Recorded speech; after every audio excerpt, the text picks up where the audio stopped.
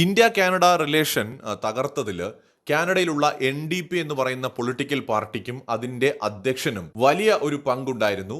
ജഗ്മീത് സിംഗ് എന്ന് പറയുന്ന ഖാലിസ്ഥാൻ ഭീകരവാദി, ഇയാളാണ് ഇന്ത്യ കാനഡ ബന്ധം തകർത്തതിൽ വലിയൊരു പങ്ക് വഹിച്ചത്. അധികാരമോഹിയും സാമാന്യ ബുദ്ധി പോലും ഇല്ലാത്ത ഒരു കോമാളിയുമായിട്ടുള്ള കനേഡിയൻ പ്രൈം മിനിസ്റ്റർ ജസ്റ്റിൻ ട്രൂഡോയെ മുന്നിൽ നിർത്തിക്കൊണ്ട് ഇന്ത്യ കാനഡ ബന്ധം തന്നെ വളരെയധികം വഷളാക്കിയ ജഗ്മീത് സിംഗിന്റെ രാഷ്ട്രീയ ഭാവി അവസാനിച്ചിരിക്കുകയാണ്.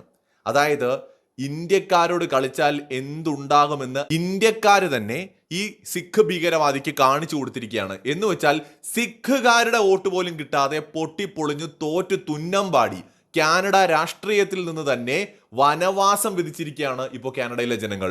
ന്യൂ ഡെമോക്രാറ്റിക് പാർട്ടി എന്ന് പറയുന്ന ഖാലിസ്ഥാൻ അനുകൂലമായിട്ടുള്ള കാനഡയിലെ പൊളിറ്റിക്കൽ പാർട്ടി, അതിന്റെ അധ്യക്ഷനായിരുന്നു ജഗ്മീത് സിംഗ്.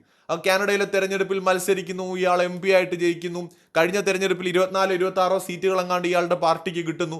അതോടെ ജസ്റ്റിൻ ട്രൂഡോയുടെ ലിബറൽ പാർട്ടിക്ക് നിലനിൽക്കണമെങ്കിൽ ഈ NDPയുടെ സപ്പോർട്ട് ഉണ്ടെങ്കിലേ കഴിയുമെന്നായി. അങ്ങനെ NDPയുടെ സപ്പോർട്ടോട് കൂടിയിട്ട് ജസ്റ്റിൻ ട്രൂഡോ അധികാരം നിലനിർത്തുന്നു. എന്നാൽ പിന്നെ പതിയെ നമ്മൾ നോക്കുമ്പോൾ ജസ്റ്റിൻ ട്രൂഡോയെ പോലും കൺട്രോൾ ചെയ്തുകൊണ്ട് ഇന്ത്യ കാനഡ റിലേഷൻസ് തന്നെ തകർക്കുന്ന നിലയിലേക്ക് NDP എന്ന് പറയുന്ന പാർട്ടിയും അതിന്റെ തലപ്പത്തിരിക്കുന്ന ജഗ്മീത് സിംഗും മാറുകയാണ്.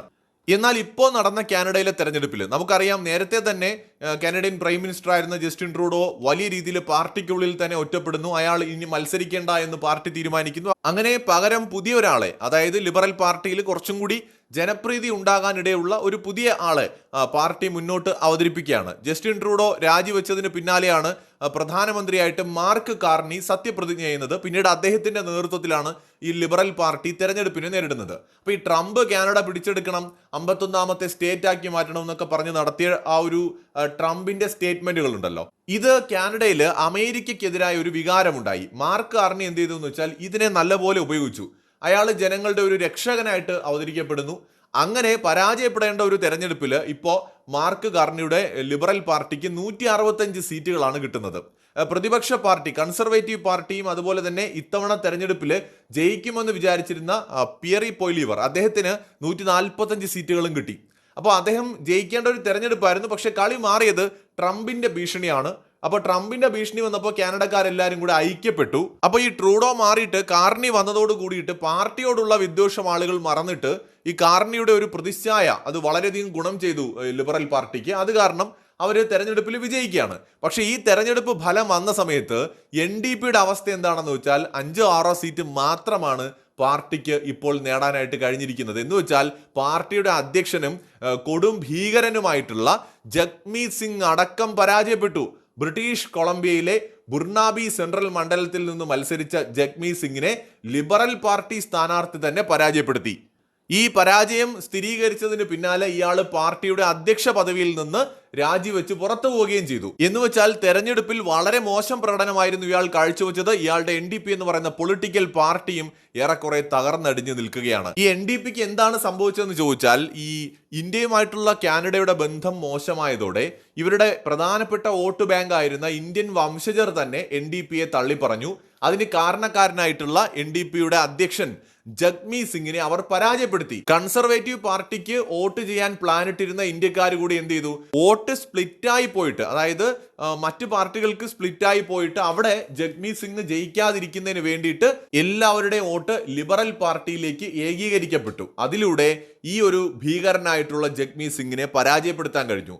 തീർച്ചയായിട്ടും ഇന്ത്യക്ക് വലിയ ഇൻവോൾവ്മെന്റ് ഇതിലുണ്ടാവും. കാരണം ഇന്ത്യ കാനഡ ബന്ധത്തെ വളരെ മോശമാക്കിയത് ഇയാളാണ്. ഇപ്പോഴത്തെ കാനഡയുടെ പ്രധാനമന്ത്രി കാർണി പറഞ്ഞിട്ടുണ്ട്, ഇന്ത്യയുമായിട്ടുള്ള ബന്ധം മെച്ചപ്പെടുത്തും, ഇന്ത്യയുമായിട്ടുള്ള ബന്ധത്തിന് വലിയ പ്രാധാന്യമുണ്ട് എന്ന് പറഞ്ഞു കഴിഞ്ഞു. ഇന്ത്യയുമായിട്ടുള്ള റിലേഷൻ മെച്ചപ്പെടുത്താനുള്ള ശ്രമങ്ങളും അവർ ആരംഭിച്ചു എന്നാണ് സൂചന. പക്ഷേ ജഗ്മീത് സിംഗ് ഇനി ചിത്രത്തിൽ എവിടെയും ഉണ്ടാവില്ല. NDP എന്ന് പറയുന്ന പൊളിറ്റിക്കൽ പാർട്ടിക്ക് പഴയ പ്രസക്തി ഉണ്ടാവില്ല. ഖാലിസ്ഥാൻ വാദത്തിന് എന്നേക്കുമായിട്ട് ഒരു വലിയ തിരിച്ചടിയാണ് ഇപ്പോൾ ഉണ്ടായിരിക്കുന്നത്. ഇവിടെ ഇന്ത്യക്കാരുടെ ഐക്യത്തെയും നമ്മൾ കാണണം. സിഖുകാരും ഹിന്ദുക്കളും ബുദ്ധ വിശ്വാസികളും അല്ലെങ്കിൽ ഇന്ത്യയിൽ നിന്ന് പോയിട്ടുള്ള ക്രിസ്ത്യൻ മത വിശ്വാസികളും മുസ്ലിമുകളും എല്ലാവരും ഒന്നിച്ചു നിന്നിട്ട് ഇയാളെ പരാജയപ്പെടുത്തുന്ന ഒരു കാഴ്ചയാണ് നമ്മൾ കണ്ടത്. അതിന്റെ കാരണം അവർക്ക് ഇന്ത്യയുമായിട്ട് ബന്ധം വേണം. ഇവിടെ നിന്ന് കാനഡയിൽ പോയവർ ഇവിടെ ഉള്ള ഉറ്റവരെയും ഉടയവരെയും ഒക്കെ കാണണമെന്ന് ആഗ്രഹിക്കുന്നവരാണ്. നാട്ടിൽ വല്ലപ്പോഴും വന്നു പോകണമെന്ന് ആഗ്രഹിക്കുന്നവരാണ്. അവരുടെ ജനിച്ച നാടുമായിട്ട് കാനഡ നല്ല റിലേഷൻ മെയിൻറ്റെയിൻ ചെയ്യണമെന്ന് ആഗ്രഹിക്കുന്നവരാണ്. ഇന്ത്യയെ വെറുത്ത് ഇവിടെ നിന്ന് പോയവരൊന്നും അല്ലല്ലോ. മെച്ചപ്പെട്ട ജീവിതം ഉണ്ടാകും എന്ന് കരുതിയിട്ട് ഇന്ത്യയുമായി നല്ല റിലേഷനിലുണ്ടായിരുന്ന ഒരു രാജ്യമെന്ന നിലയിലേക്കാണ് കാനഡയിലേക്ക് ഇവർ പോകുന്നത്. എന്നാൽ ജഗ്മീത് സിംഗിനെ പോലത്തെ ഒരു ഖാലിസ്ഥാൻ ഭീകരവാദിയും അയാളുടെ ഒരു പൊളിറ്റിക്കൽ പാർട്ടിയും കാരണം ഇന്ത്യയുമായിട്ടുള്ള ബന്ധം ഈ തരത്തിൽ വഷളാകും എന്ന് കണ്ടു കഴിഞ്ഞാൽ ഇന്ത്യക്കാരായിട്ടുള്ള ആൾക്കാർ അതിന് കൂട്ടുനിൽക്കൂ? ഒരിക്കലുമില്ല. അവരെല്ലാവരും കൂടി എന്ത് ചെയ്തു? അയാളുടെ കൊമ്പങ്ങ് ഒടിച്ചു വിട്ടു. മാത്രമല്ല, ഈ കാനഡ മുമ്പ് ആരോപിച്ചതുപോലെ നമ്മുടെ ഏജൻസികൾ ഉറപ്പായും കയറി പണിയും. ജഗ്മീത് സിംഗ് ഇക്കണ്ട കോപ്രായങ്ങളൊക്കെ അവിടെ ഇരുന്ന് കാണിക്കുമ്പോൾ ഇന്ത്യ വെറുതെ നോക്കിക്കൊണ്ടിരിക്കുമെന്ന് തോന്നുന്നുണ്ടോ? തീർച്ചയായിട്ടും പണി കൊടുത്തിട്ടുണ്ടാവണം. അതായത് ഇന്ത്യക്കാരെ സ്വാധീനിക്കാൻ ഇന്ത്യ വിചാരിച്ചാൽ കഴിയും. അത് തെരഞ്ഞെടുപ്പിൽ കൃത്യമായും കാണാൻ കഴിയുന്നുണ്ട്. ഈ NDP എന്ന് പറയുന്ന പൊളിറ്റിക്കൽ പാർട്ടിയാണ് ഇത്തവണ അടിച്ച് തകർത്തിരിക്കുന്നത്. നമ്മൾ എന്ന് വെച്ചാൽ അവർക്ക് ഇനി ഒരു എഴുന്നേൽപ്പ് അടുത്ത കാലത്തൊന്നും ഉണ്ടാവില്ല. ആ തരത്തിൽ ആ ഒരു പൊളിറ്റിക്കൽ പാർട്ടിയുടെ ചിറകരിഞ്ഞ് അവിടെ ഇട്ടിരിക്കുകയാണ്. അപ്പോൾ ഇന്ത്യയോട് കളിച്ചാൽ എന്ത് സംഭവിക്കുമെന്ന് ഇനി ശരിക്കും ഈ ഖാലിസ്ഥാൻ അനുകൂലിയായിട്ടുള്ള ജഗ്മീത് സിംഗ് മനസ്സിലാക്കാൻ പോവുകയാണ്. മാത്രമല്ല, അദ്ദേഹത്തിൻ്റെ രാഷ്ട്രീയ ജീവിതത്തിൻ്റെ മേളിലാണ് ഇന്ത്യ കുറേ മണ്ണ് വാരിയിട്ടത്. മറ്റൊരു വീഡിയോയുമായി വീണ്ടും വരാം.